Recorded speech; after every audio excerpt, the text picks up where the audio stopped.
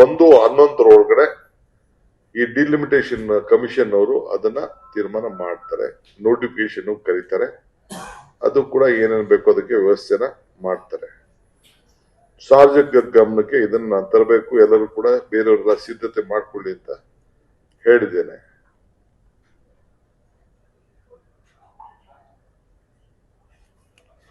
Next,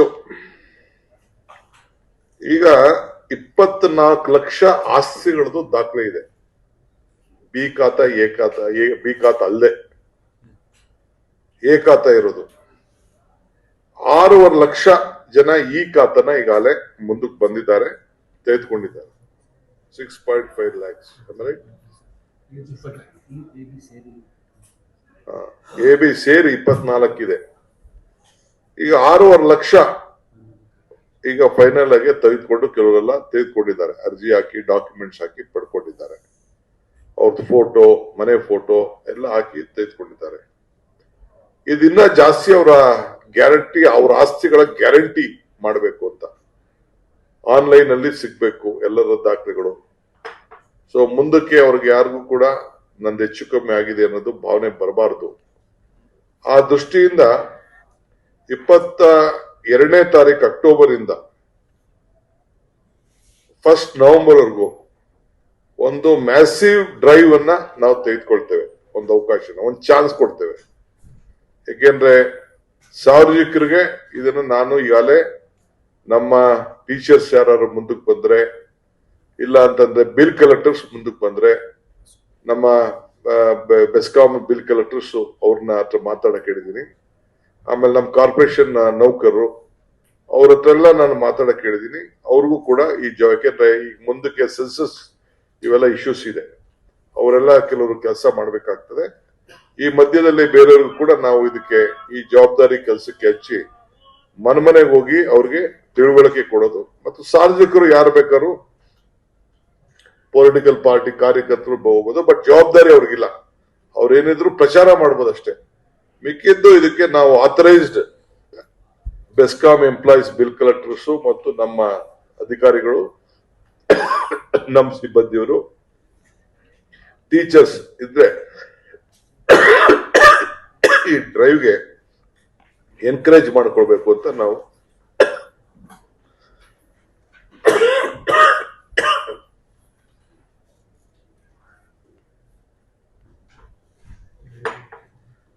ತೀರ್ಮಾನ ಮಾಡಿದ್ವಿ. ಇದಲ್ಲದೆ ಬಿ ಖಾತಾ ವಿಚಾರದಲ್ಲಿ ಮೊನ್ನೆ ಕ್ಯಾಬಿನೆಟ್ ಅಲ್ಲಿ ತೀರ್ಮಾನ ಆಗಿದೆ. 15ನೇ ತಾರೀಕು ಆಗಸ್ಟ್ಗೆ ಅಷ್ಟೊತ್ತಿಗೆ ಯಾರಿಗೆ ಎಲಿಜಿಬಿಲಿಟಿ ಇದೆ, ಯಾವ ರೀತಿ ಅವ್ರ ಅರ್ಜಿ ಹಾಕೊಳ್ಬೇಕು, ಆ ಮಾಹಿತಿಯನ್ನ SOP ಲಾಂಚ್ ಮಾಡ್ತಾ ಇದೀವಿ 15ನೇ ತಾರೀಕಿನಿಂದ. ಬಿ ಖಾತೆಯಿಂದ ಎ ಖಾತಾಗೆ ಯಾವ ರೀತಿ ಅರ್ಜಿ ಹಾಕ್ಬೇಕು, ಏನ್ ಮಾಡ್ಬೋದು, ಯಾರಿಗೆ ಅರ್ಹತೆ ಇರ್ತದೆ, ಅದನ್ನೆಲ್ಲ ಅವ್ರ ಆಸ್ತಿಗಳನ್ನ ರೆವಿನ್ಯೂ ದಾಖಲೆಗಿರ್ಬೋದು, ಮತ್ತೊಂದಿರ್ಬೋದು, ಅವ್ರು ತೆಗೆದುಕೊಂಡು ವಾಸ ಇರೋರಿಗೆ ಅದಕ್ಕೆ ಪರಿಶೀಲನೆ ಮಾಡಲಿಕ್ಕೆ ಅವ್ರಿಗೊಂದು ಅವಕಾಶವನ್ನ ಆನ್ಲೈನ್ ಅಲ್ಲಿ ಹಾಕೊಳ್ಳಿಕ್ಕೆ ಒಂದು ಅವಕಾಶನ ನಾವು ಮಾಡಿಕೊಡ್ತೀವಿ. ಸೊ ಅದು ಆಮೇಲೆ ಈ ಮಧ್ಯದಲ್ಲಿ ಶಿವಾನಂದ ಫ್ಲೈಓವರ್ ಕೆಳಗಡೆ ಹೆಬ್ಬಾಳಲ್ಲಿ ಮತ್ತು ನಮ್ಮ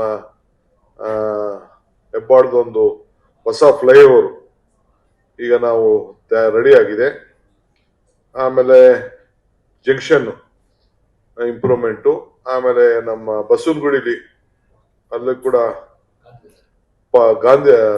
ಗಾಂಧಿ ಬಜಾರ್ ಅಲ್ಲಿ ಅದು ಕೂಡ ಆಗಿದೆ. ಅದನ್ನ 15ನೇ ತಾರೀಕು ಆಗಸ್ಟ್ ಒಳಗಡೆ ಈ 3 ಕೂಡ ನಾವು ಇದನ್ನ ಉದ್ಘಾಟನೆ ಮಾಡಬೇಕು ಅಂತ ತೀರ್ಮಾನ ಮಾಡಿದ್ದೇವೆ. 6ನೇ ತಾರೀಕು ಬಹುತೇಕ ಚೀಫ್ ಮಿನಿಸ್ಟರ್ ಟೈಮ್ ಸಿಕ್ತು ಅಂತಂದ್ರೆ 6ನೇ ತಾರೀಕು ನಾವು ಏನು ಹೆಬ್ಬಾಳ್ ಫ್ಲೈಓವರ್ KR ಪುರಂ ಕಡೆಯಿಂದ ಬರೋದಿದೆಯಲ್ಲ ಅಷ್ಟರೊಳಗಡೆ ಅದನ್ನ ಮುಗಿಸಿ ನಾವು ಅದನ್ನ ಇನಾಗ್ರೇಟ್ ಮಾಡಿ ಸಾರ್ವಜನಿಕರಿಗೆ ಬಿಡಬೇಕು ಅನ್ನೋದು ಒಂದು ನಾವು ತೀರ್ಮಾನವನ್ನ ಮಾಡಿದ್ದೇವೆ. ಹೆಬ್ಬಾಳ್ ಒಂದು ಆ ಕಡೆಯಿಂದ ಹೊಸದಾಗಿ ಮಾಡ್ತಾ ಇದೀವಲ್ಲ,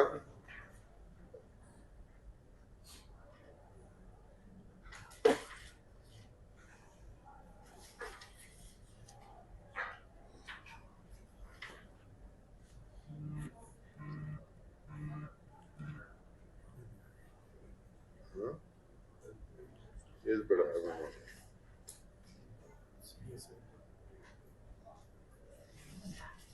ಅದು ಬೇಡ, ಅದು ಬೇಡ. ಹೆಚ್ಚಿನ ವಿಡಿಯೋಗಳಿಗೆ ಪ್ರತಿಧ್ವನಿ ಯೂಟ್ಯೂಬ್ ಚಾನೆಲ್ ಸಬ್ಸ್ಕ್ರೈಬ್ ಮಾಡಿ, ಬೆಲ್ ಐಕಾನ್ ಕ್ಲಿಕ್ ಮಾಡಿ.